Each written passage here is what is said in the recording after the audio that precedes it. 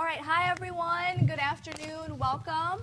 My name is Sylvia Roman. I'm the Assistant Director of Career Services here. This is a great program. I'm really excited about it. We have 4 fantastic panelists here today. Ask a lot of questions. That's what they're here for. I want to first, before I introduce everybody, I want to actually mention a few people that have been involved in this program. James Opon, our Director of Career Services. Andrew Cusick, our Associate Director. Of course, Robert Schroeder, our Communications Specialist from the Alumni Group. He's actually going to be moderating the live video streaming of this program. So there's actually remote classes here that are participating in this program via Ustream. So hi, everyone, at the remote locations. Wave, say hello. So they'll be able to ask questions as well via live chat. So let me just kind of get started here. I think Jim wanted to mention a few things about the surveys before we kind of get started. Yeah, on your chairs, we have a survey. What we're doing is basically a survey from Career Services. We'd like to get a little information about you, and also the kinds of programs you'd like to see us produce. So at the bottom of the survey, there's a checklist, and you have to check off what you'd be interested in, and that gives us some ideas as to what you, the students, want, rather than us just saying, hey, we'd like to do a program, and it's not what you want, nobody's going to come to it. So we want to make sure that we get your input. So we can fill that out, and then just leave them on your chairs, or we can collect them, and then that would really help us a lot. I also wanted to introduce a few faculty that are here as well. Sherry Bresman, Lisa Moser is here, and Ruth Friedman. I don't know where she is. There she is. Okay. And Janet Lorch as well. She just walked in. So without further ado, let me tell you a little bit about our speakers, starting with Mr. Tim Newbert, who spent 14 years working in public school human resources. He spent 8 years with Wheaton-Warrenville CUSD 200 and 6 years with St. Charles Community Unit School District 303 as well. Tim is currently the Director of Human Resources for St. Charles 303.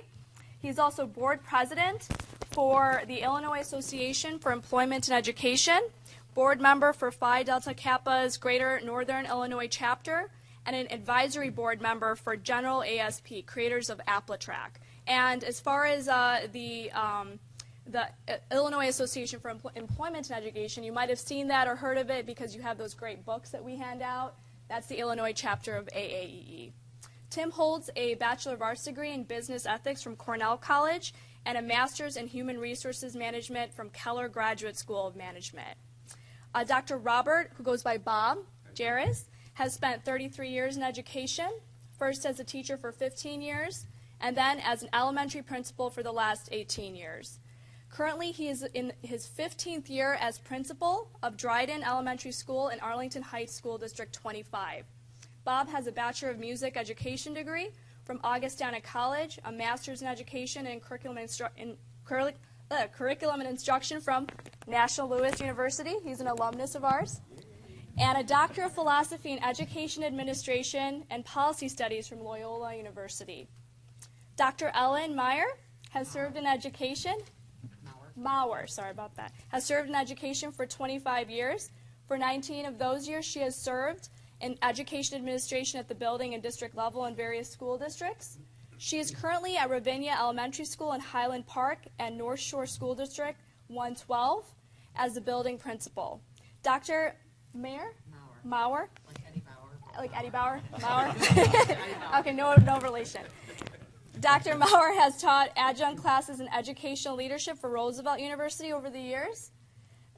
She is in her 7th year as a Board of Education member for Community Consolidated District 128, Libertyville, and Vernon Hills High Schools.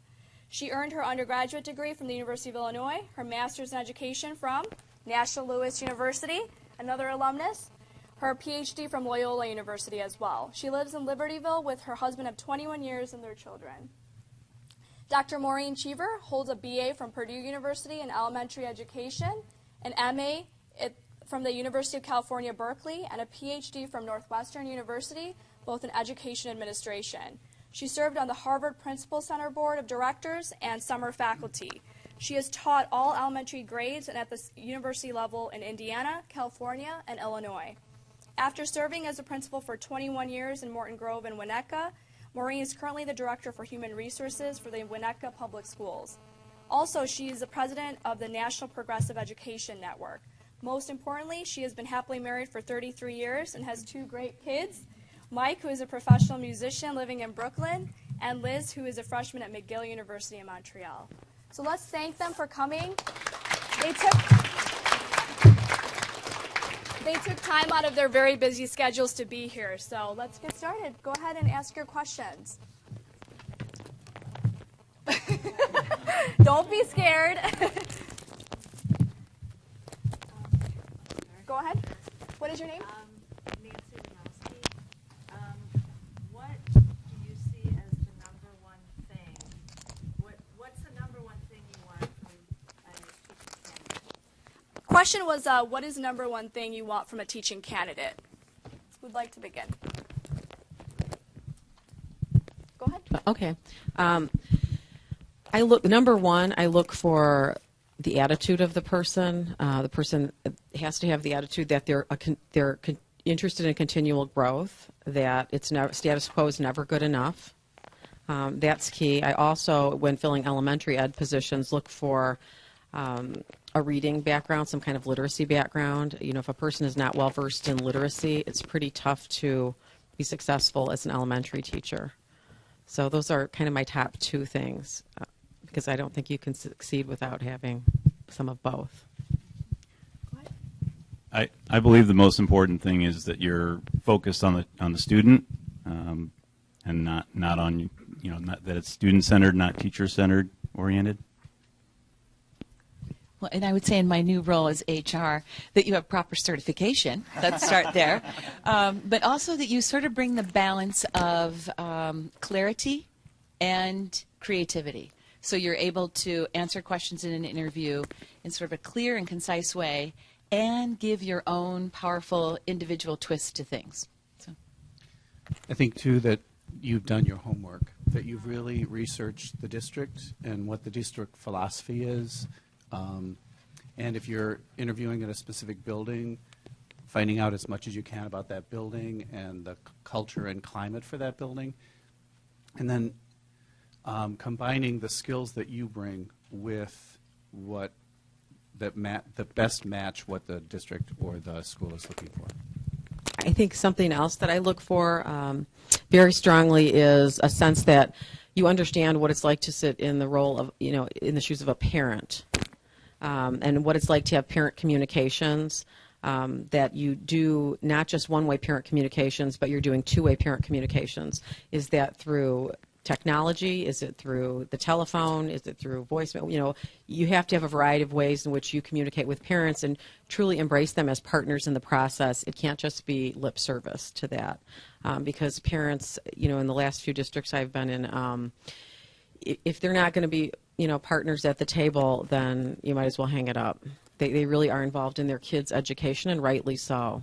It's very important that you're all there together for the benefit of the child. Okay, next question. I'm Julie Forgash, and actually I'm asking specific to secondary, so if anybody represents a secondary building.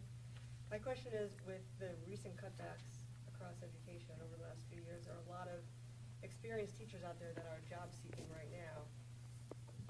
What is the opportunity for a first-year teacher competing with so many experienced teachers for limited openings? The question was regarding cutbacks and how that impacts first-year teachers. Well, I didn't hear anything in your question that was specific to secondary, but I will answer and answer first nonetheless. In our experience, the way we approach the hiring is we look at what the team that's left. Where there's a vacancy, who are the other team members of that team? Are they newer teachers? Are they more veteran teachers? And that gives us a guide as to whether we would like to infuse some new blood, if you will, or whether we need a veteran presence in that division or in that department or in that school. We are just looking for the best candidate we can find. There's certainly are cases where a new teacher will have a better handle on on the current instructional methods than a 20-year veteran will, and that's just going to shake out going through that interview process. So again, there are circumstances where we want to bring somebody in who's going to have had experiences, and there are going to be situations where we're willing to, where we want to bring in some new blood, if you will. I can tell you from being a board member in a secondary level, Vernon Hills High School and Libertyville High School, I mean, my second term there, in regard to cutbacks, they're very healthy financially. However, because of the late payments from the state and things like that, they have had to really tighten up where they're spending, and instead of maybe being so free to hire teachers right away, instead we've kind of capped class sizes and through attrition of retired teachers have just selected not to fill positions, so that we're not cutting anyone, but we're also not hiring as much as we once did, except in the area of Mandarin Chinese. Or real specialty positions like that, where you have a tough time getting teachers. But I would agree with the gentleman down there who said we look for the best fit there, not necessarily is it going to be a first-year teacher or a 10th-year teacher. It really has to be the set of qualities you bring to the table as a whole.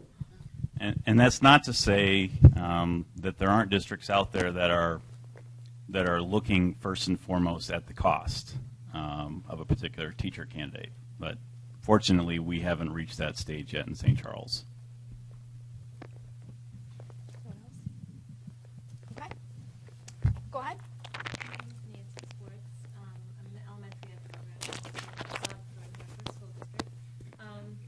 I am curious about how, in your particular districts, how much do you value live text? I know as students we're putting together online portfolios, and we've heard some districts look at it more than others. The question was regarding the value of live text. I'm going to answer that in the context of just the portfolio. And because a lot of times, especially with student teachers that are in the building, they say, well, how much time should I put into my portfolio and how much emphasis is it on the portfolio? From my perspective, it's how you use the portfolio. It's not what's in it. If you come in and it's just something that sits there and then all of a sudden at the end of the interview, here I have this, then it's not being a useful tool. If you're using it as you're answering questions, you're referring to it, you're referring to us as the interview team, oh, here, let me show you, let me give you some examples, then it's a useful tool and it's very dynamic. So however you present it, it's really up to you. But it really must be something that you've spent time with and that you can assimilate into responses. Well, and I have to be honest, I've heard people talk about live text for years, and I feel like even in my interview process for years, I've never jumped into it with a candidate. So, on one hand, I'm still going to support what you said, whether the live text to me is sort of an online portfolio, and you're giving us folks on the other side of the table and access to your online portfolio. It's heavenly. I can do that at my own time. It's always interesting, but I have to say, for me personally, it has not been a compelling feature yet. But I don't want to take anything from National News because I think it's a great idea still. And I can just say that, well, from a principal's perspective, you don't have time to go through everybody's portfolio or online text.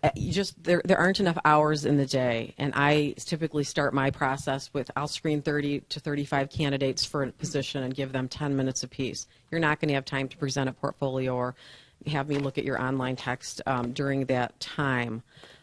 So you need to be able to come in, answer the questions concisely, and let me know that you really know what you're talking about, because I'm going to make, we're going to make a judgment based on that 10 minutes together as to whether or not you move to the next stage. Those portfolios and online texting may become more important in group interviews or as you move forward through the process. So I wouldn't think that you'd want to skimp on making them, but it's really overall, I look for how are you presenting yourself and can you back it up? Do you have to have that stuff with you to be able to answer questions or not? If you're dependent upon it, that tells me something too. But it's nice to have for a reference. I would just reiterate a lot of what my colleagues have already said, that I think the primary value of the portfolios, of the live text work is, creating your own website. It's really about time for your own self-reflection and thinking about what have I learned and what can I bring to a school district. It's not a, I think that's the primary mission, is more than giving us an opportunity to see, because as has already been said, there just isn't enough time. Now, again, if we get later in the process, we're narrowing it down to a couple of candidates, then yeah, we might, take the time, have the time to look at those resources. But again, I think the way you ought to be thinking about it is this is an opportunity for me to organize my thoughts and think about, self-reflect on my own teaching ability and how I can bring that to a district. I wanted to put sort of a reverse twist on that. If you were one of my finalists and I asked you at that point, do you have a portfolio? Do you have, whether it's online or hands-on? And a person said no, that frankly would give me some pause. Like, really, you don't have that put together? So for me, it seems like a really good idea to do it. Just sadly don't expect folks to delve into it the same way, with the same energy that you took to put it together. And also, the teacher teams really like to look at them. Toward the end of our interview process, you're meeting with a team of teachers, and they love to look at that. And so, if for no other reason than to steal all of the good ideas that you've probably come up with, they do love it. They always say that's the favorite part of their going through that interview process with you, is looking at your portfolios and seeing what you've put together, because it does give them some ideas too. But beware, make sure that everything's grammatically correct and that spelling is correct. It's sad to get to that final stage and not pass a writing sample maybe, or to see that the portfolio has errors running throughout. I can't hire someone like that because it would require too much time on my end to then go through all of your work as you're putting together things for parents. Andrew Cusick. You mentioned that it's something that you kind of push to, that a candidate pushes to you and says, okay, here's what I am. Can any of you give an example of someone who's done that really effectively, has some skills at that, and then what did they show you? I mean, what did it really look like? That really kind of knocked your socks off, that kind of said, oh my gosh, not only is this person talking the right stuff, talking about assessment, talking about all the curriculum, but they can present it really well. Is there something that knocked your socks off as far as portfolios go? So the question was regarding portfolios that knocked your socks off. Well, again, I have to reiterate, it isn't necessarily exactly what they presented, as much as the ease that they integrated it into the response. So if you're talking about literacy, and you're talking about that you're teaching guided reading groups, if you're in elementary school and you're teaching guided reading groups, and you have that in your portfolio, it's much better to pull out the portfolio and say, here, let me give you some examples, and here's some pictures of my guided reading groups, here's some of the activity sheets, and this is why I think that it's important. Not just presenting it, but helping us understand why it's important. Why do you feel it's important? Why is it there? Why is this the best for children? And when you start to hear that, and then the teachers around the table start to go, this, I could see this person as a colleague, and we can share ideas, that's when you really get the feeling that they're effectively using their portfolio. I have an example from a National Louis student a couple years back when we were talking about data-informed instruction, but really paying attention still to the whole child. And she said, I've been messing around with something. And that's exactly what she did. She pulled out her portfolio, had all these charts and graphs, but kept the soul and kind of like the spirit of the child intact as she spoke about it. So it was right on the money. That was a knock your socks off moment. She pulled out the data and graphs and still talked about the child. Great. My knock your socks off moment was teacher was interviewing for a fourth grade position, and I typically did not even want to see the portfolio even in the screening. I like to do it later on if we do it when there's teachers involved. But when she was answering my screener question about parent communication, she talked specifically about two-way parent communication, pulled out her portfolio, and then showed me the two-way checklist that went back and forth from home to family, and the weekly behavior and academic progress reports that she was sending home requiring a signature, and then came up with ideas as to how she could do that in a techie kind of way too. And I thought, wow, this is far beyond what I've seen others do here. Would you want to mention something? There was another one that popped into my head, but again, I have to reiterate that it isn't necessarily that you've done something really creative or something really cute. Yes, those are always wonderful. But when you can pull it together and make it really, truly understanding, making your response truly, showing your understanding of what the essence of the question is and how your experience ties to that question, that gives me, as the interviewer, the impression, well, hey, if you can do it here, you're probably going to do it with a parent, you're probably going to do it with your colleagues. You're going to bring your knowledge to a lot of different areas. So it isn't necessarily that it is one thing, it's more of what it represents as well. Let's get a question from the remote classes. So we have a question about a bachelor's degree versus a master's degree for a candidate with no experience. Does a master's degree, does it make them more qualified than a candidate with a bachelor's degree, or does it make them too qualified with no experience and requiring too much pay? The question was regarding master's degrees versus bachelor's degrees and hireability. Go ahead. Go get him. Yeah, I'll go get him right. I'll try. Again, for St. Charles, we're looking for the best candidate we can find. Sometimes that's somebody who, had wanted to be a teacher from the very beginning of their memory, and they got the bachelor's degree in teaching, and they're raring to go. Sometimes it's a teacher who did something else for a while, had a different career, and they're later in life, and they've just, or wherever they did something else, and now they've made the switch. And sometimes I've seen where that person really is much more passionate than maybe a candidate who has not been out in the work world in their adult life. So, I think it's hard. It's a hard question to answer. Again, there are going to be districts that are going to look at the dollars first and foremost. We're fortunate to not be there yet, but I do think that if you're still in the program, and this is something that somebody who's completed the program, completed their master's, doesn't want to hear, but if you're still in the program and you can front load it to get your certification before you complete the master's and find a position in the district, our practice is we're going to hire you at a BA plus nothing because you're required to have that certification. But we want our teachers to have master's degrees. 2/3 of our teachers have master's degree, and we continue to want to foster that and increase those numbers. So, but our Board of Education, yes, like all boards of education, would rather see us, if all things are equal, go with the cheaper candidate. But I think for some people, education is more important. For some people, years of experience is more valuable. I just think there's a lot of different scenarios out there, and we have to go through our process to figure out who that best candidate is for that particular vacancy. And I would say in the districts I worked in, I've never once had a supervisor or a board member say, no, we want to look for a cheaper candidate. And that has never happened in 25 years. It's always about the quality of the candidate, the quality of the person, and typically, not to make anyone sad or anything, but the difference between a master's and a bachelor's isn't, like when you first hire them, it's not that huge a difference. Well, it depends on what the salary schedule is in a particular district, a couple thousand. Okay.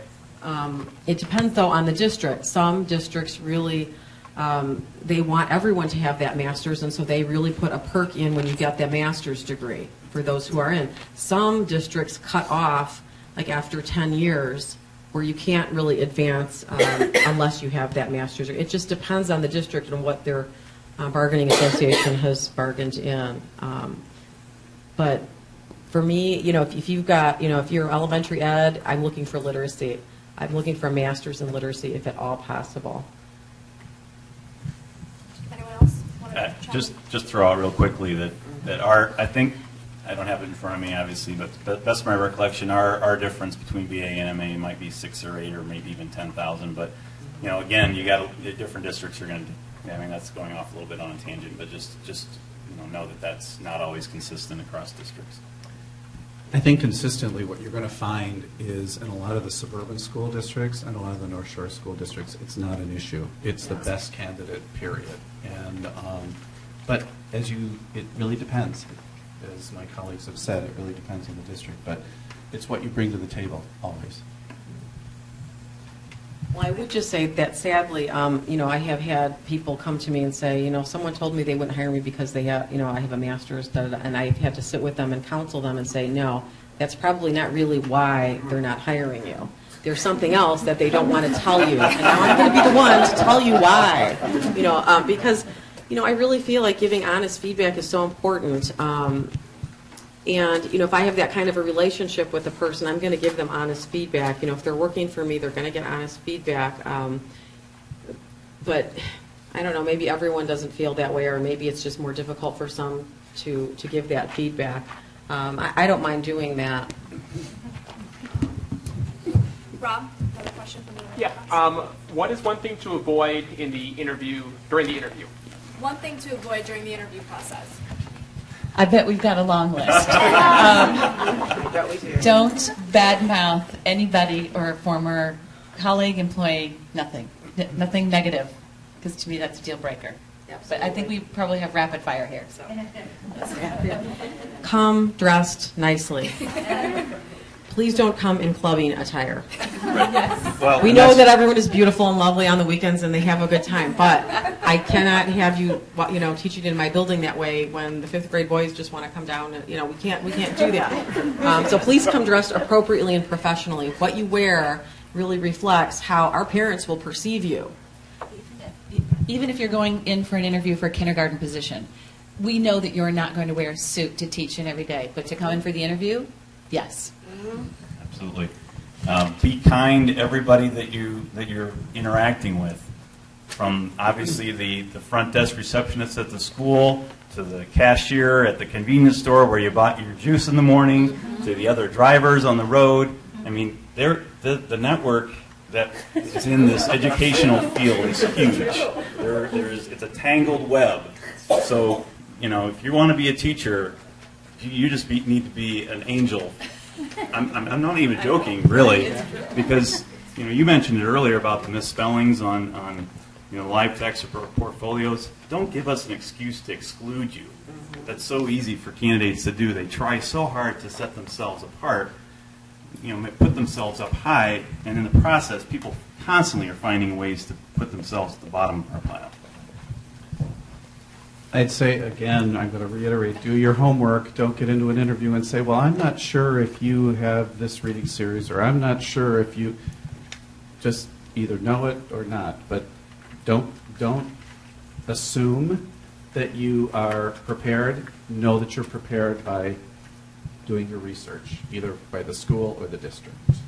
And speak convincingly of the role that you're about to take. If you're interviewing for a 5th grade position and you did your student teaching in 2nd, don't say, well, I don't really know. In 2nd grade I did this. Actually, I don't care what you did in 2nd grade anymore. So really give me here's what I would do. Here's my plan. Here's what I'm thinking about. It's another one of those, don't give somebody the excuse to exclude you. So take on the role that you're going in for the interview for. Don't say what it used to be in some other land. And don't update your Facebook on the way out the door saying, that principal at X elementary school is a real jerk. Oh, that's one thing I should mention. I do face, I use my sister's account to look for you on Facebook because I don't have an account and there's a good reason for it. It really is. Be careful about the pictures you post. Be careful about what you're doing with your social networking status. Learn how to make your settings private, and even when you make them private, don't assume that someone isn't going to forward something to someone else. I can't tell you how many disappointing conversations I've had to have with teachers or other staff members about you need to remove this post immediately, or we can't hire someone because we have found out that they're posting inappropriate things online. Because the kids are going to do it in a minute. Yep, they sure will. I do feel like my basket of stories has gotten even larger since I'm in HR now. But also answer the online application questions truthfully. We have had candidates who have said no, they have no prior arrests, convictions. In fact, they have. And for what they were arrested for, convicted for, we wouldn't have fired them, let them go. But because they lied on the application, we did. Okay. Go ahead. It's oh so fun. No, lots of good stories. We have another question here. What is just one question you really like to ask during an interview? The question was regarding a question you'd like to for the candidate to ask during an interview. Or was it You're right. Which way? our Which, favorite question to ask? or the question that the interviewer would like to ask the interviewee. Favorite question to ask a teacher? Oh, okay. What is your favorite question to ask a teacher candidate? I feel like I always ask, picture the child that has given you, or the student that has given you the best run for your money.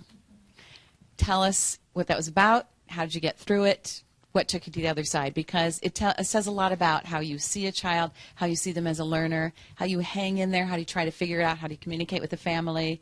So we always try to ask, tell us about a challenging situation and how did you get through it. In ours, we just say, tell us about a challenging situation and how you got through it, and we let you decide if it is going to be personal or professional. We like to leave it open to see what will come out. But really, how you answer that really indicates whether you have perseverance, what steps you're going to take. Are you a problem solver? Do you have an action plan that how do you go about solving those problems? And we look for even more. What did you learn from it? Did you reflect upon what you learned? Did it actually change you or change your view in some sort of way? That's the excellent answer. The good answer is, yes, I was a good problem solver and I solved this problem by doing thus and so. The excellent answer shows that you have really learned something from the experience. You've actually reflected and changed your viewpoint in some way, shape, or form to see where others are coming from. I really look that deeply. We have, and I think we all in our districts have 2 levels of interviews. We have screening level interviews, which are very prescribed questions, and then we have our building level interviews, which are a little bit more open-ended. Once we get through a lot of the traditional ones, the literacy background and the math, and we like to ask in our building, what was the last thing that you stole from another teacher and why?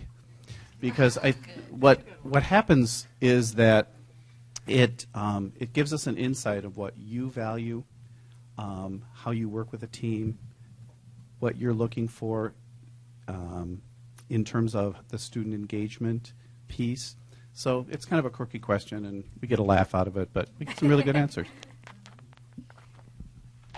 All right.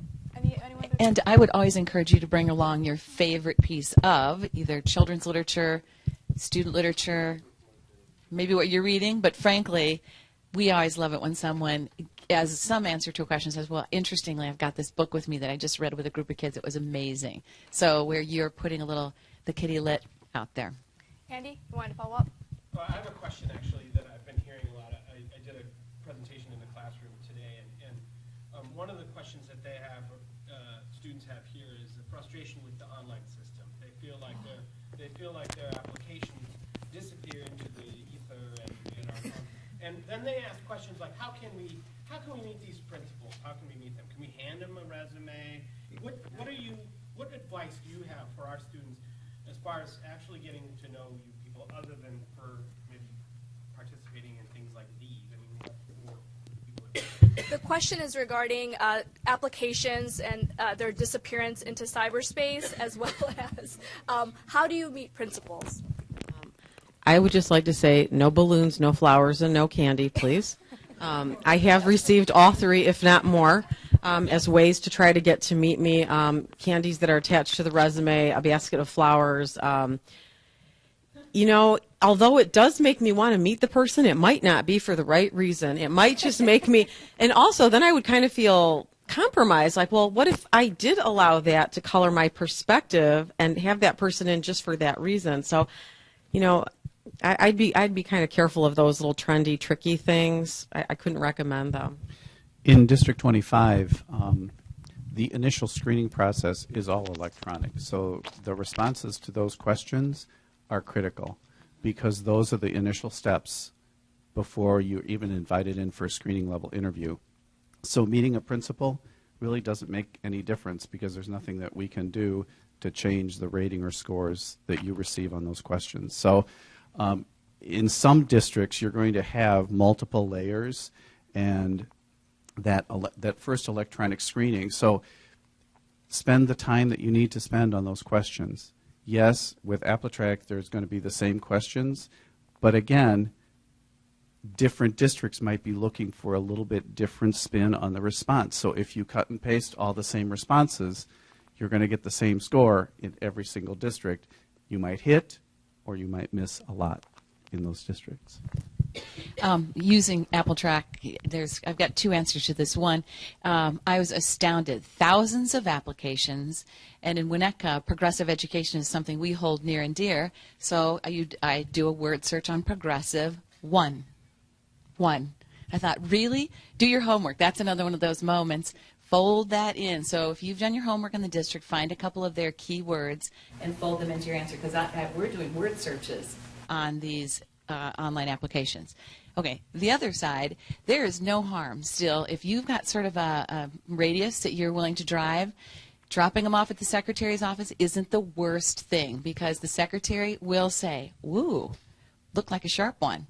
Mine used to say, "Oh, Miami of Ohio," for her. And if it was one of mine, Purdue. Okay, they do this sort of tagging for you.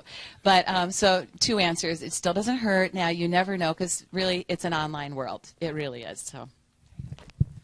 Yeah, it is the online world, and it allows us to manage the thousands of applications that we're dealing with. But I certainly can appreciate the how it can be frustrating from the candidate's perspective. The thing about contacting principals, I think you just need to be real, approach that with caution and sensitivity. There are some districts that have policies about that. So before you contact somebody a principal in a particular district, you might look at their policies, just see. And I would think for those districts, and we're not one of them, but one of those districts would have that on the employment page that would make it very clear. I think most districts, like St. Charles, are where some of the principals are receptive to it and some of them are not. But if you stop by the principal's office, if you want to ask, if they're available, fine. But if the answer is no, don't push it. Don't give an excuse to push yourself down the pile. But I'm thinking also, find opportunities to go to that district, whether if there's a community event or if there's a sporting event, or if find out who's in your network that's already in the education industry. Who are the teachers? Who are the administrators? Who are the subs, the teacher assistants? Who are people that you already know in education? Work those connections a little bit. Those people that are in your network want to help you, find that teaching career. People in education like other people to want to be in education too.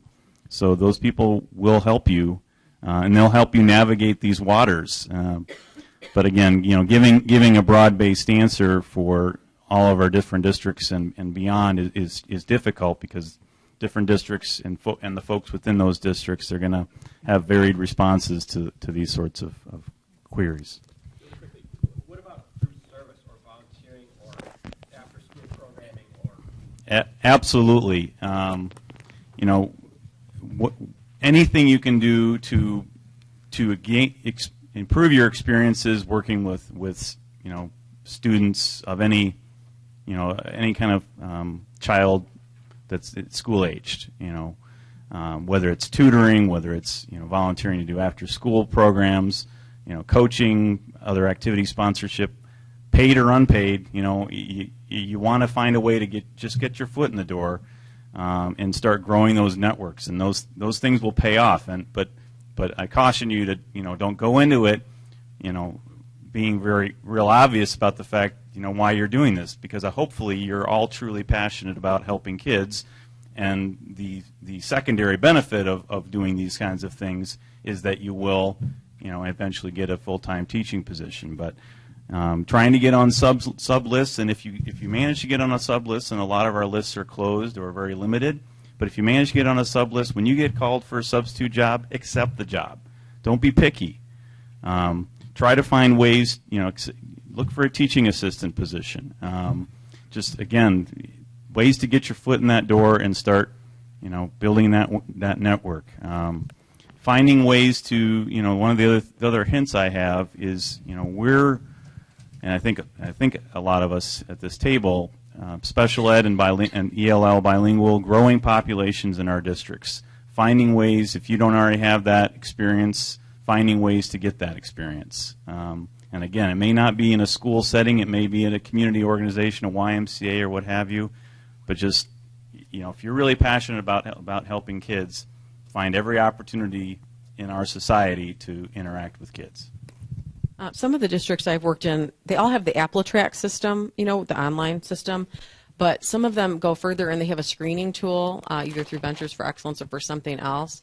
And if they have that screening tool where it requires you to take a multiple choice quiz, some of those districts have practices that say to a principal, you can't screen anyone who doesn't score whatever their cutoff is.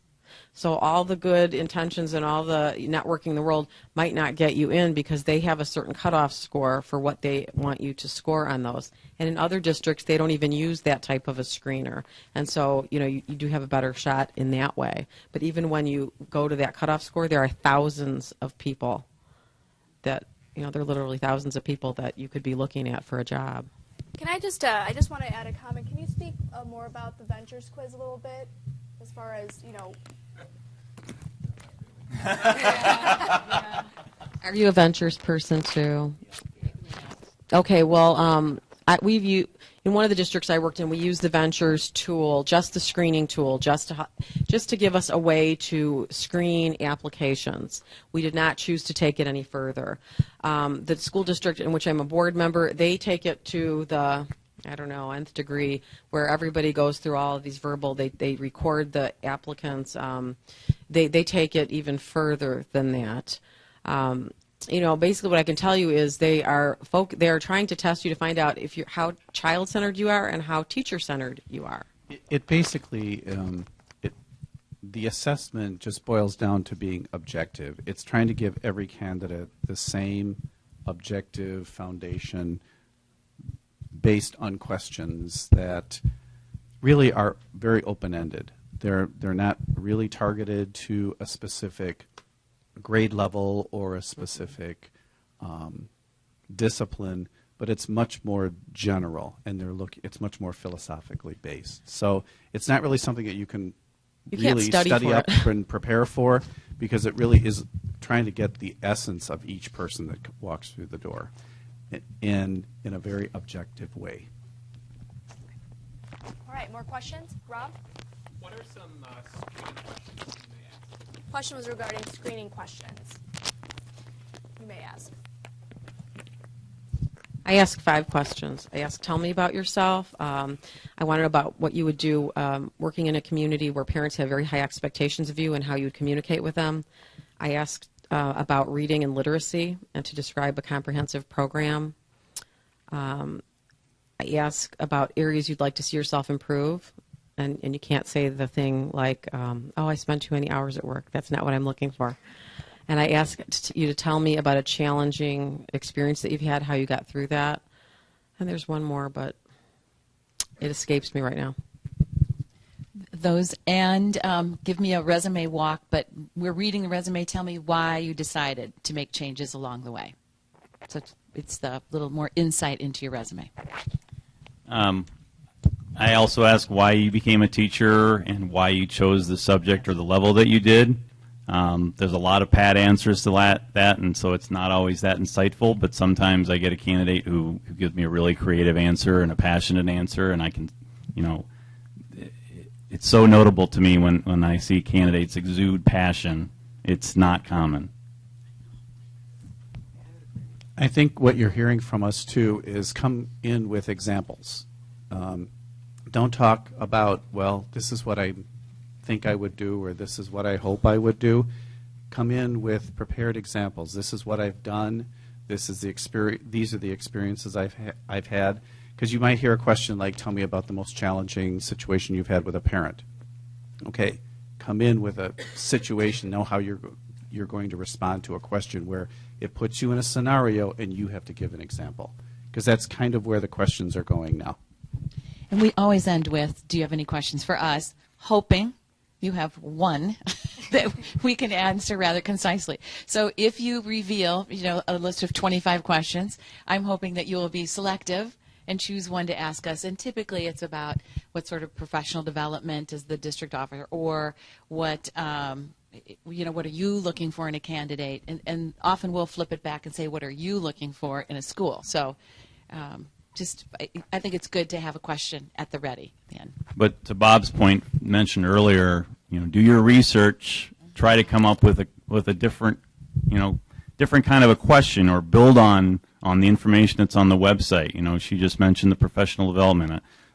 Probably the most popular one in my experience from candidates is asking about, do you have a mentorship program and mentorship induction program? And we do, and we're happy to tell you about it. But I'd love, I think a lot of that information is available on our website. So I'd love to have a candidate who already knows that we do have one, and then ask sort of a more in-depth question about it. Yeah, or ask about the team of teachers, maybe. What's that team of teachers like to work with? Try to ask something that you can't find on the website. Please don't ever ask about working conditions, salary, and benefits unless you are at the very last stage. It just is a real turnoff, and it makes me at least think twice about the real reason that you're there. Yeah, don't tell me when I ask you why you're a teacher, don't tell me it's the summer's off. That's another really bad answer. I've actually had it. I've had it too. I cannot believe I've actually had that answer.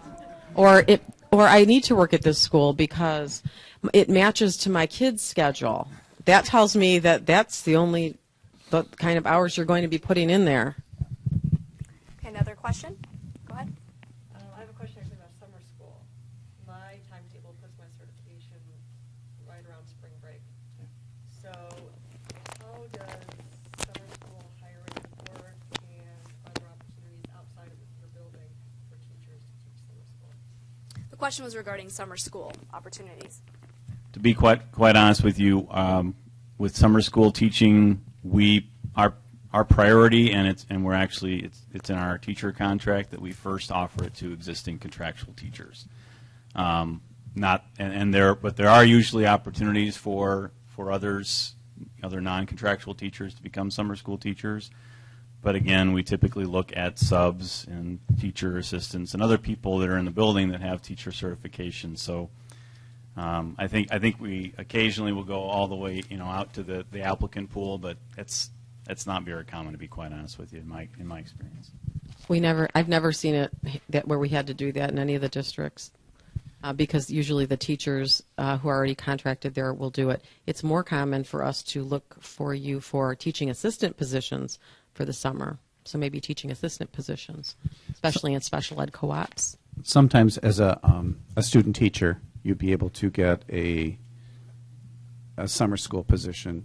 And as Tim said, they're very rare that they open up to anybody outside the district. We had the fortunate opportunity to hire somebody who was a first-year teacher, student teacher in the building, got a summer school position, and that perked us up because that set her apart from everybody else. Okay. Quick follow-up to that question. When do you start your process in earnest for hiring teachers? When do you start the process? And then also, because we have people graduating at different times, and then how do you feel about people who are pending certification?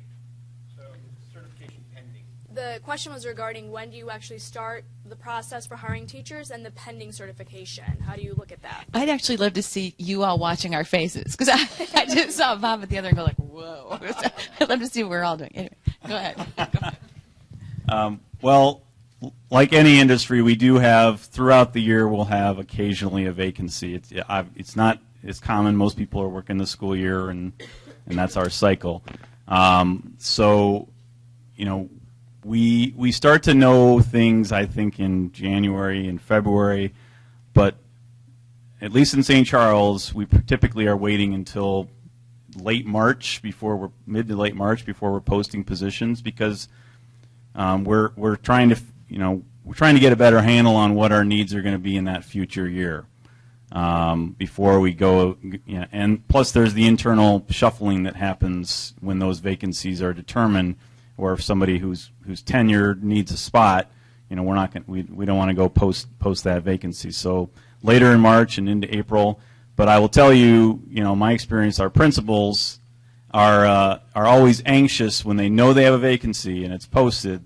They're anxious to get going on that and try to fill it sooner than later. And that's great because that means we're trying to get the best candidate before somebody else does.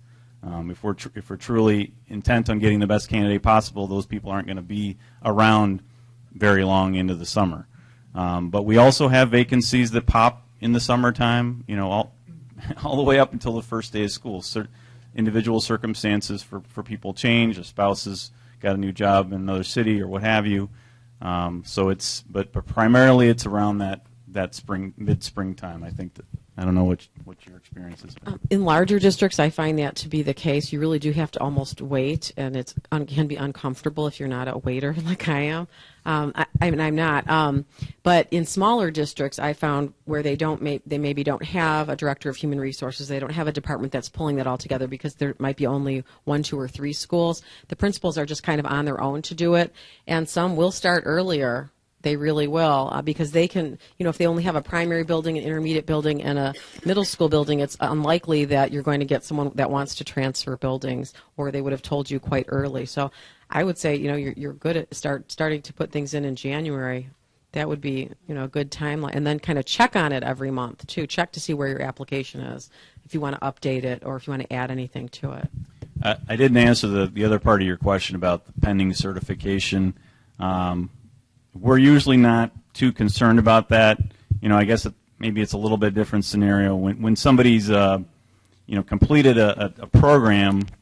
If we're talking about in June, we know they completed their program in May, and it's just a matter of going through the state process, and we can see on a transcript. You can provide a transcript that shows that it's done. That's one thing. Now, if we're talking about hiring in March or in April when you haven't completed the program yet, again, typically we're going to go ahead and assume that it takes, that the certification gets completed. We'll probably put something on your contract that says it's pending certification. We'll be all over you constantly saying, as soon as you get it, let us know, because we're trying to avoid a situation where we have a vacancy all of a sudden in the middle of the summertime. But again, if we've identified you as the best candidate, regardless, then we'll work with you to make that happen. When you said in earnest, I always like to do my interviewing right after spring break. So I was doing all of my paper screening pretty much through the month of March. And I was surprised when my student teachers in my building hadn't completed their work yet, their application work. It's like, come on, you're even in my building, let's get going. So March for me, paper screening, April starting to really get to it, rounds of interviews, because I want everybody hired by May 1. That's me, done. One thing to keep in mind, if you are graduating at an off time, we're talking about full-time employment, but a great opportunity is the 6 to 8 to 12-week maternity leaves, and those happen throughout the course of the year. A lot of times we will pull from the sub-pool, but there may be times that we're looking outside of the district as well. So you can fill out your application and you can contact them because there are opportunities that happen throughout the course of the year. I just wanted to add real quick, if you have a school administrator, whether it's the HR person or a building principal or what have you, meet you at a job fair or some other venue, meet you, talk to you, say, hey, please put in, I really enjoyed meeting you, please put your application in. Put your application in. I mean, if you're seriously interested in my district, put your application in. I'm amazed. I go to job fairs and I make some notations and I take back and I've got a dozen people that I really want to follow up with, and I check the online application system for the next month or so, and then I'm just like, never mind. I'm not even because now I can't make a notation on their application that says, hey, principals, make sure you look at this person. So if somebody asks you, encourages you to apply, at least, and I think that's one of the beauties of AppleTrack. You can start your application. You don't have to finish it. Start the application, at least.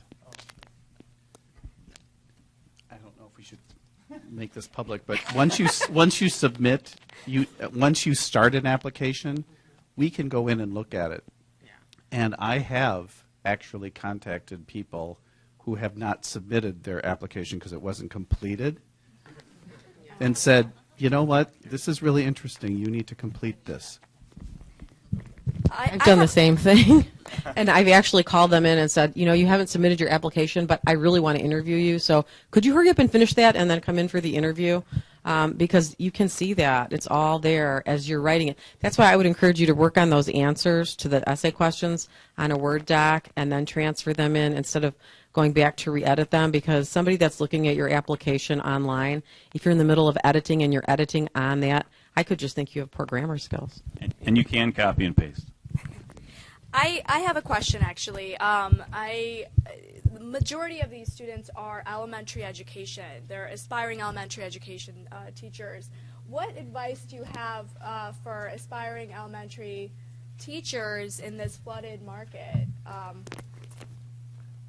as far as what you're looking for elementary candidates? Well, it was And don't middle give school. up. It was just don't give up, first of all. And really try to keep your disposition positive. Hang in there. Everybody has said these things like stay close if you can volunteer, substitute, teacher aid, all of it. Don't give up, though, because something happens. It really does. I'd say don't set your sights on one particular school or district. Please be open to working with kids of all kinds and districts of all kinds. Having worked in every kind of district under the sun, I can tell you that there are great rewards and great pros and great cons in all kinds of districts. And every child needs you. So please open your heart and your minds to working in many different types of districts. If you set your sights just on the school in which you went to school, the place you went to school, or the district that's closest to your house, you could be losing out on some great opportunities. And I look for literacy. But I'm sure that you probably knew that. Yeah. Get a master's type 10 with your type 3 and you will be a really hot commodity, I swear.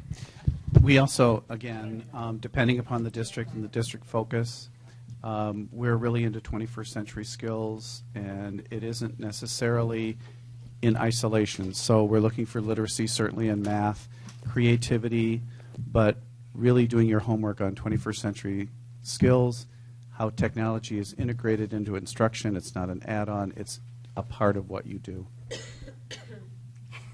Yeah, and I already said it, but I'll reiterate, find ways to bolster your experience with special ed, with bilingual, with ELL. Those are things that are priorities for us. But to reiterate what Ellen said, so many candidates, with few exceptions, they either want to teach where they grew up or where they went to school. Dare yourself to be different that way.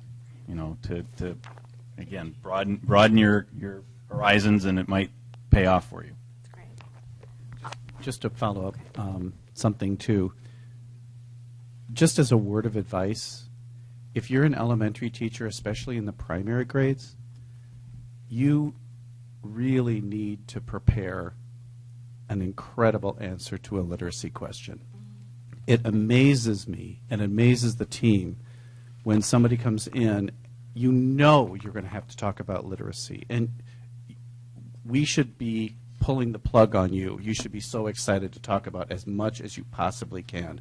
And after about 5 seconds, the person's done with the literacy question, and we're like, okay. So really do your homework. You know that's going to be a question. You know that's going to be in an interview. And just really prepare the best possible response that you can for that. There was a question here from a gentleman in the back. Go ahead. Well, to set myself apart from the rest of you, I have not elementary education. I'm type 9 math, computer science, and business. A question about the applicant track, actually a few questions. First of all, you mentioned that you look at the applications before we submit them. A lot of the application is imported from previous applications, but with the questions, you say try to answer the questions uniquely for the specific school. Is there a way we can get the questions before we open up the application? Because I had actually been contacted by one school. You haven't finished your application, you need to answer all these questions. Well, I started my application 35 minutes ago, I have to think about the questions. Is there a way I can get the questions, I can write the answers before I start? Yes. All you have to do is start your application, the one that you didn't submit yet, and then page through to, I think it's like page 13 or 14. Well, right, it is. And then write down the questions, and then you still don't have to submit it, but then you've got time to do it. Or you can put in progress or something in there, but that's how you get the questions. You have to start it to get the questions. Right. The question was regarding, just to make sure that our remote classes know, is about Applitrack. So if you want to go ahead and... Right, and he was asking whether he could get the questions before signing on because people were calling him.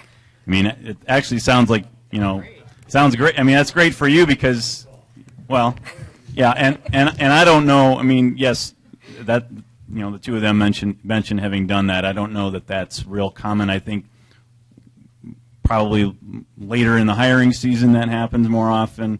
If it's harder to fill position, that happens. But I think generally speaking, we wait until people complete the apps because we have so many people ahead of them. So many people who have completed the applications. Yeah, there isn't really a way, and I wouldn't appreciate it in my office getting candidates emailing me saying, "Give me the questions before I start the application." That's an odd scenario that you've laid out, but and I have no doubt that it's occurred. But people, I guess that's an example where the hiring supervisor needs to show a little patience there.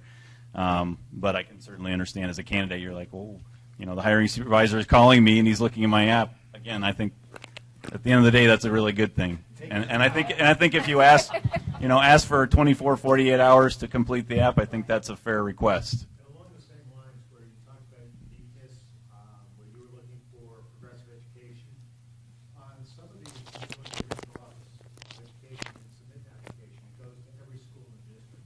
How are we supposed to write a unique response to your school when there's one response that goes to 15 or 20?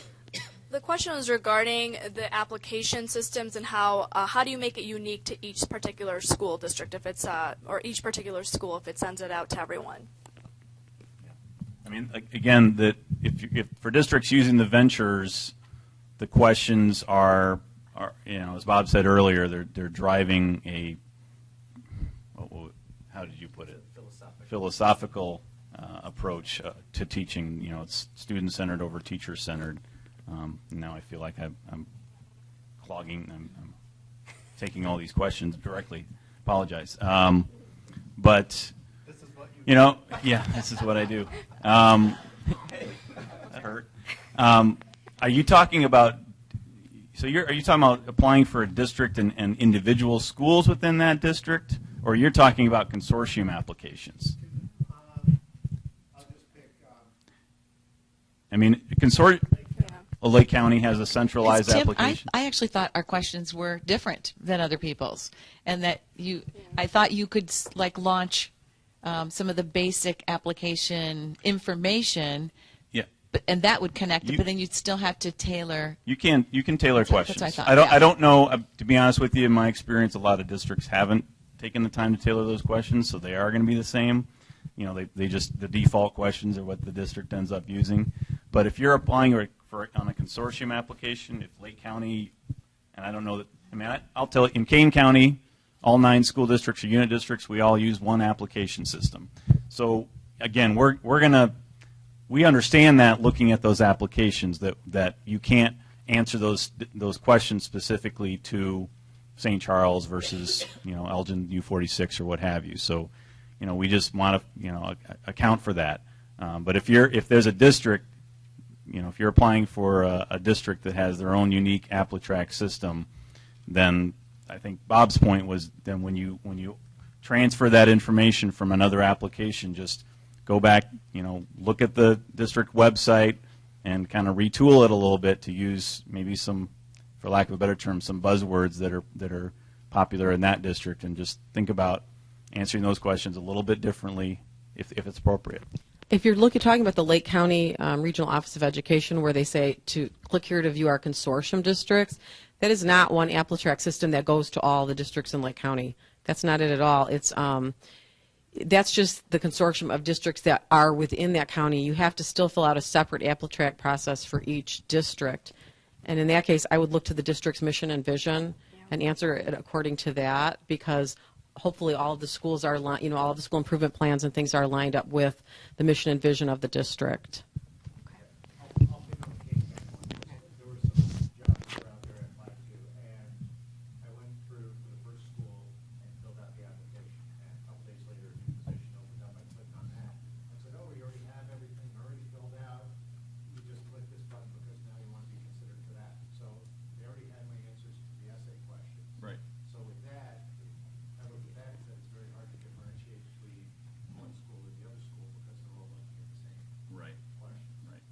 And those questions are ventures-based questions, so they're standardized questions.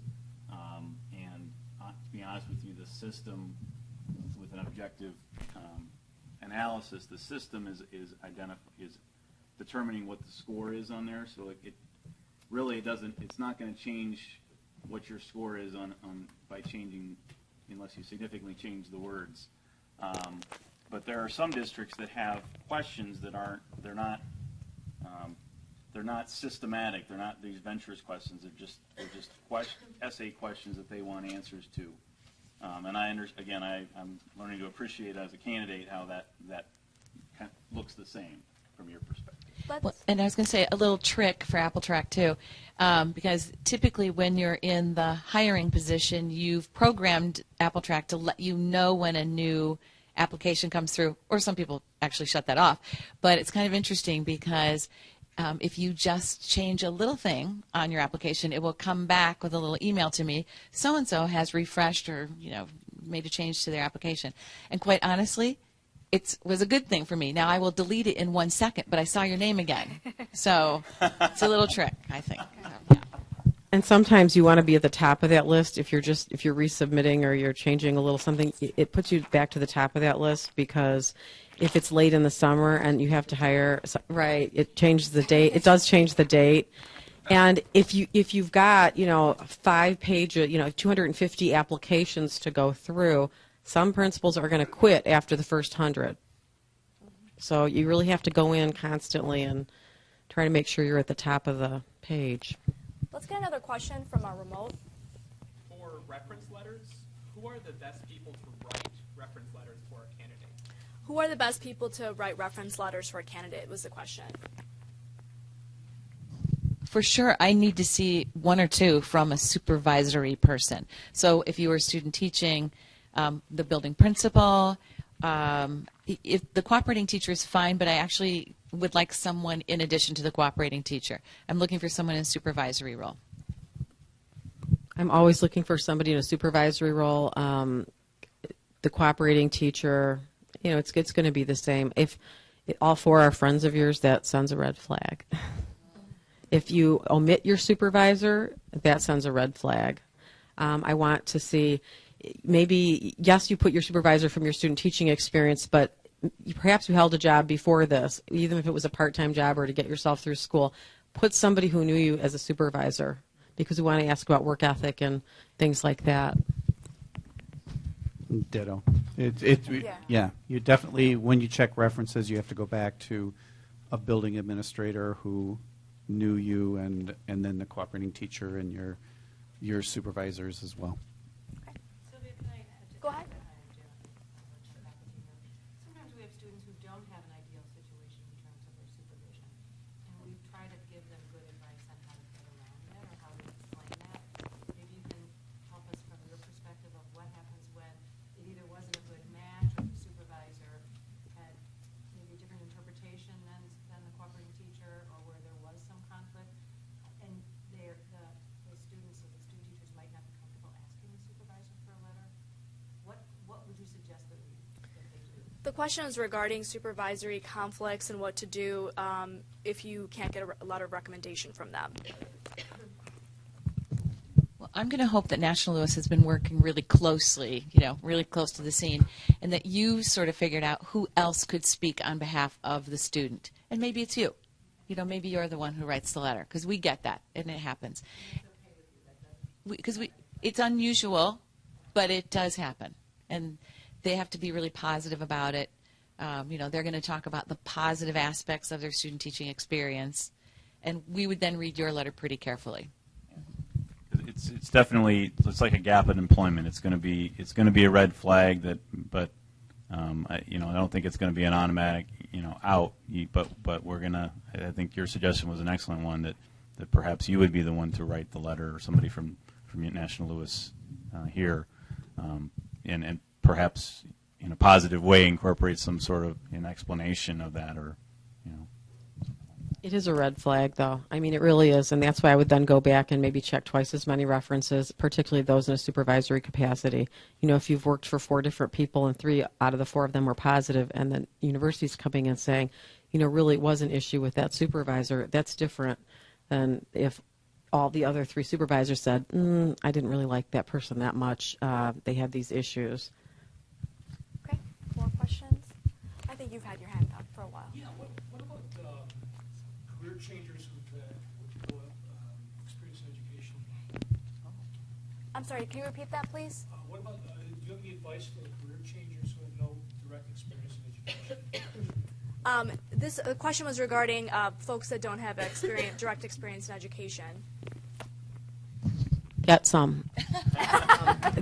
Get some. You have to have some kind of experience. Maybe you've coached a team of some sort. Maybe it was your kids' team. You hosted birthday parties for the neighborhood for the summer. I don't know what it is, but you need to get some kind of experience if you want to work with kids. You've got to show that you've had some kind of experience with them. I counseled one person who was working at a corporation, wanted to go back and be a teacher, and he taught karate, and he taught different age levels. And I said, let's use that. Let's use that as an in. Let's go with that. You have to find a way, though, to connect and interact with kids if you want to, if you're going to want to teach them, because you've got to find a way in your interview to talk about direct experience with them. I do feel like lots of career changers are really amazing and passionate at saying, I was always acting like a teacher in my job because I did this, wherever it was. So they're pulling in teaching skills and stories from their corporate walks. It really, that is so critical, that you help who's ever interviewing you really see the qualities that match teacher to student that you're bringing to the table. Because you're really going to help us see all of the good things that you're going to be bringing to that position. And, you can't just say, well, I wanted to be a teacher. I've always wanted to be a teacher, okay? So do a lot of people. And don't mention, well, I want to be a teacher because it's easier in some way, shape, or form. And people don't say that directly, but they say that in some indirect way. And unfortunately, I have heard it. Well, it's just a little more low-key, or there's really no politics in education, or other such things that makes me feel that, wow, they're really idealistic, almost too much so. It's naivete is what it is. So, if you have that passion for education and you're doing it because it's something you've always wanted to do, convince me of it. But try not to make it sound like teaching is, I don't know, it is different. It's not all that much different than working in the corporate world, really. There's a question over here. Go ahead. Not in terms of politics or anything like that. Okay. Having to get along with peers or any of those other things. One is, if you are a career changer and if you're coming from business, a lot of corporations do not allow supervisors to give you letters of reference because of the nature of things these days. So I just wanted to let principals and people know, because I know I kind of felt like maybe I was excluded because I had letters of reference, but my supervisor from my corporate job, while she was willing to talk to people on the phone, could not provide a letter of reference. The question I had was regarding the online application. If you've done them, let's say, like it says June and July, you want to update them for next year for the new hiring season, when would be a good time to do that? The question was regarding online applications and updating them. In our district, we purge the applications. So we go through a process of deactivating applications and purging applications that have been inactive for a year, like in January. And like I said earlier, our process typically doesn't get going until March. So I would say February 1st, if you're not, doing it more often, by February 1st, do an update. And again, if your application is in with a district that is doing those kind of purgings, you should be getting notification of that. We don't just, because we just want to make sure it's reflective of people who truly are still interested in the teaching position with us, and haven't found something else, or decided to give up, or whatever it might be. Okay. Any other comments? Okay. You had a question? I just wanted to let you know, though, with the reference letter, the letters aren't, to me, as important as the phone calls that I make when I check them, because sometimes people respond differently over the phone than they do when they're writing a letter.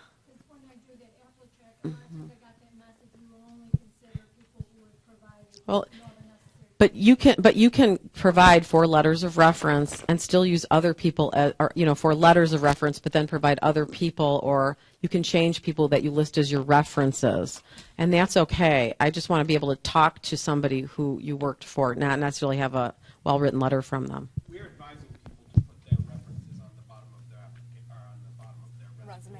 Yeah, we do that. I talked to a lot of principals say that's fine. Thank you.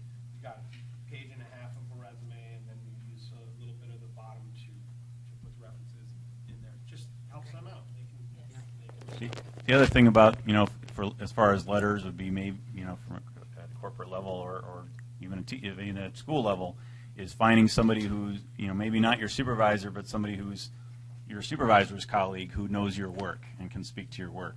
I don't know if your corporate policy would allow something like that, but just somebody, hey, could you put down a few paragraphs, say a few nice things about me, and help me out.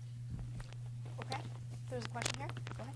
My question is, what value do you place on volunteer work to include military service or international mission work? Okay, the question was regarding what value do you place on volunteer work and military service and international work? Well, in my opinion, schools are mission-driven organizations, so I think any experience that somebody can show that shows that they're mission-oriented is helpful to us, regardless of where that work's been done. And a lot of school districts, they have the requirements of service learning for their students, and so they want to know that the teaching applicants also have done service work of some sort.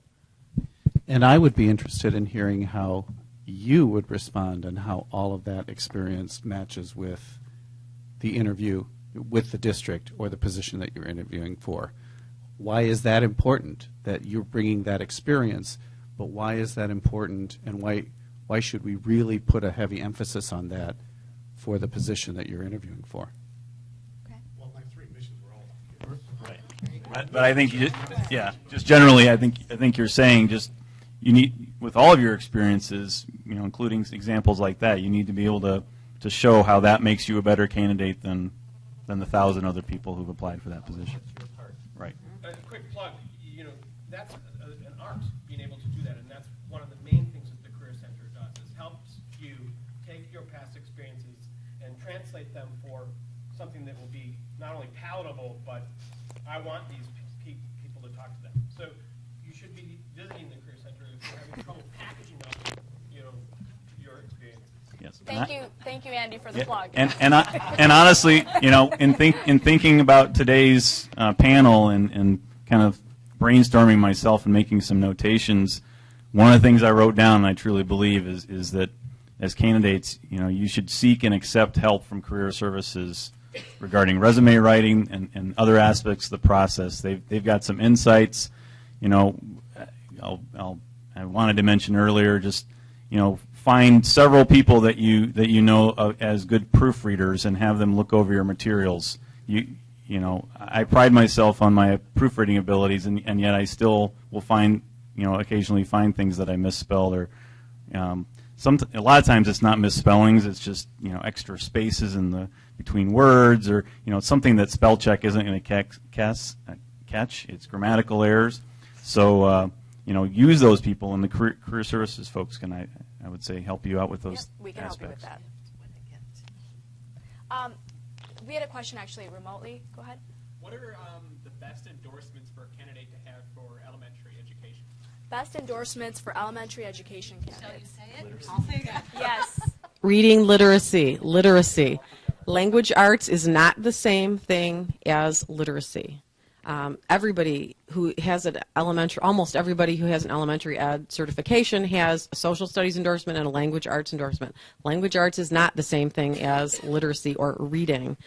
Take those extra reading courses. Even if you just take a few, it's going to put you ahead of the game. You will be able to speak more intelligently to those literacy questions. If you don't know the 5 tenets of balanced literacy, learn them. Read on your own. There are many ways you can do that without taking graduate level courses. But really, I just can't tell you how important that is if you want to set yourself apart. When I do my screening, I look for a type 10 and a type 3 together, and I can tell you that it's tough to find, but those are often my best performers. And know how to integrate literacy in all of the curricular areas. And I would say for elementary candidates, interested or willing to consider middle school, that having multiple endorsements is critical, and having social studies and language arts as your 2 endorsements is insufficient, because you're still faced with thousands of candidates in competition. So, having math and science endorsements on a middle school, on a K-8 certificate is important. Again, if that's something you want to be considered for, and I would challenge all of you. I mentioned earlier the special ed and the bilingual. I would challenge all of you to think about whether you'd be open to those, being a special education teacher, being an ELL teacher, being a middle school teacher. It may not be what you had your sights set on, but explore those options. Think about whether that's something you'd be open to.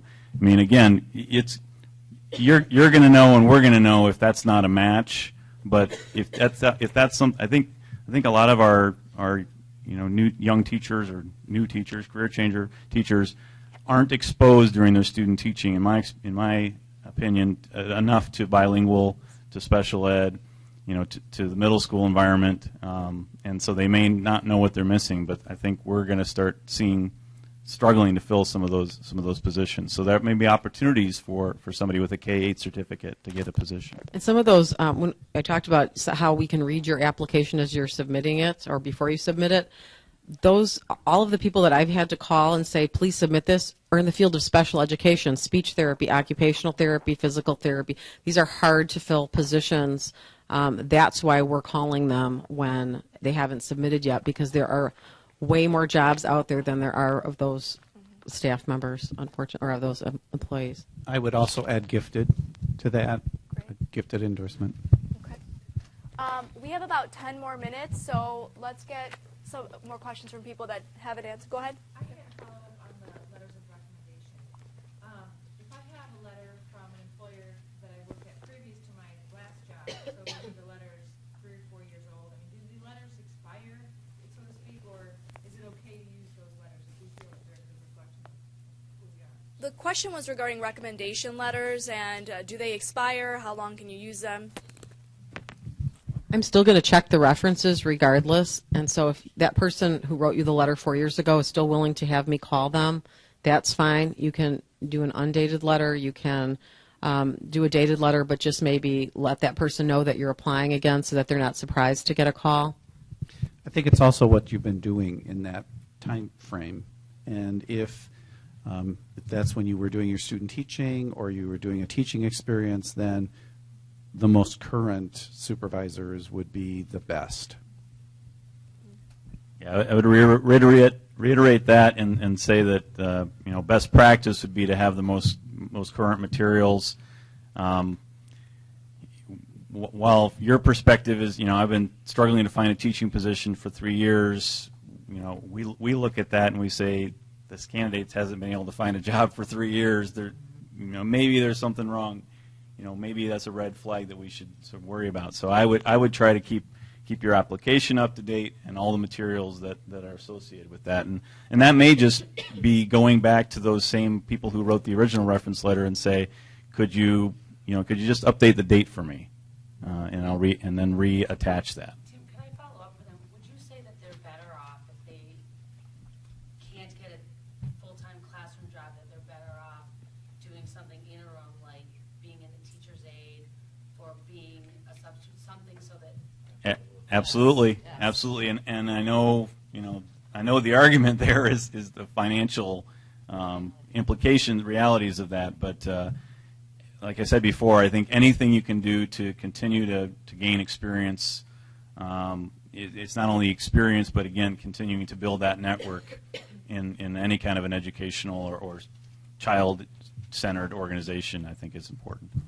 I just wanted to say a little note, what I think is like a courtesy about letters of reference. If I've taken the time to write one for you, and I'm not expecting you to write a thank you note, but I'm always a little surprised when I don't get one. And it's just sort of courtesy. Write a little thank you note and let me know what happened. I'm always amazed when, a year and a half later, I hear, oh, they got a job somewhere, and you didn't tell me. I wrote you a letter of recommendation. So I even make like a handshake on it now. If I'm taking the time to write this letter, you better tell me what happens with you. So, if I could piggyback on that, and it's a little bit of a tangent, but I think when you're, I don't know as much, friending on Facebook, but I've become more active on LinkedIn, and that's a professional, sort of the professional version of Facebook. When you connect with people on those social network sites like LinkedIn, I think it's important that you still have had a conversation or a face-to-face meeting. Don't just use people or reach out to people expecting them to just be willing to have a relationship with you. There's still behind the electronic component of things like LinkedIn, it's still important to have a real relationship. And again, like you just said, when you use those people through those that you're connected through on those networks, follow up with them, keep them informed. Again, it's about exercising that network and maintaining the relationships you have. It's not the person with the most toys, the person with the most friends on Facebook wins the race. It's about quality relationships over quantity. Okay. One last quick question. Go ahead. What do you personally like to look for in a cover letter? Because it's usually the first thing you see, but anything personally you like to look for or see in a cover letter? I can tell you I don't want a repetition of the resume. Please don't reiterate everything that I can read on your resume and will read on your resume or your application. Make it personal. It could be something special that you found out about the school or the district. It could be, something about your passion for education, why you're passionate about why you got into education, something that's not repeated elsewhere, because that's just boring. I know it's really hard to write, though. I really do sympathize because they are tough. I have samples at my office if you'd like to view them. I think it doesn't have to be a complicated or a lengthy letter, but if it shows that you have taken the time to get to know either the building or the district, and you're making a connection with the skills that you have with that building or district, that's a much more powerful letter. And I would say that how much cover letters are looked at, probably there's a question mark there. But I think I would liken it in some ways to the portfolio. It's about you thinking through thinking about your connection with that organization, what you can bring to that organization, and putting it into a succinct format.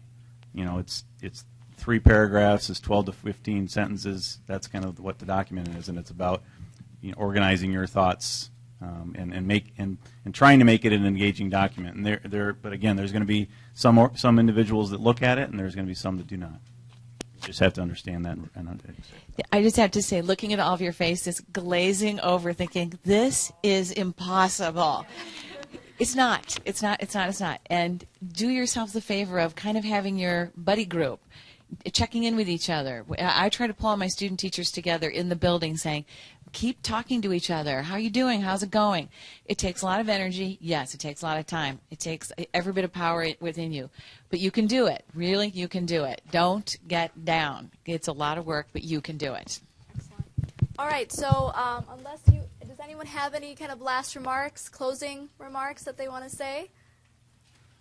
It's a quick one. It's a quick one. One of the things that I made note of. If you don't already, take a step back and look at your email address, and if it's hotmama@hotmail.com, get a new email address for your professional search.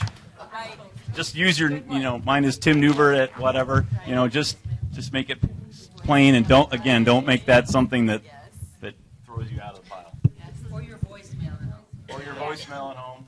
Last minute or advice. Or your Facebook profile. All those things. Just think about it. It is an extremely exciting time to be getting into education. Don't lose that passion or that excitement, and make sure that when you come in for the interview, you share that excitement and that passion for what's current. You're getting that at NLU. what's current in education, and the strategies that you're learning, and all of that is really exciting. So bring that to the interview. Yes, you're going to be nervous, but we're all nervous. You know, we know that you're going to be nervous. Really be passionate and show your excitement. And I would just say, please keep your minds open to all possibilities. I know it's hard out there and it's tough, but you can do it. To echo Maureen. Okay, great. Thank you